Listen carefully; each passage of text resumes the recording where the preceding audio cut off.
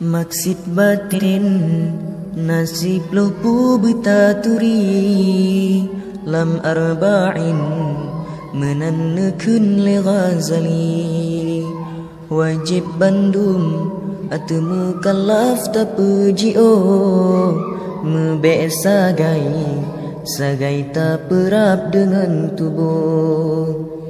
Pertama fun kusyru ta'am yakni sangat gemar akan mabuk-mabuk makanan lezat.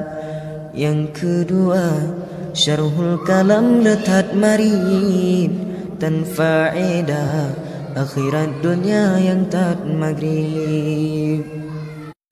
Keleran sabnya ni marah perangui gata kepet hasad dengki sahabat hati gata nyani benci hati gata kenikmat kop yang kagebi dum ke hamba liha darat kelimang krit gata gasih ke harta keenam kasih kemegahan dalam dunia.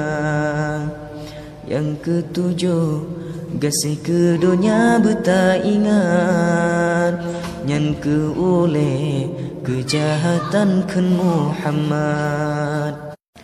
Yang ke-8 tekabu gata peraya droh ba makhluk Tuhan Esa si berang kasong si kurang ujub gata hirin tema kedro sang tan lain lagi gata dalam nanggro.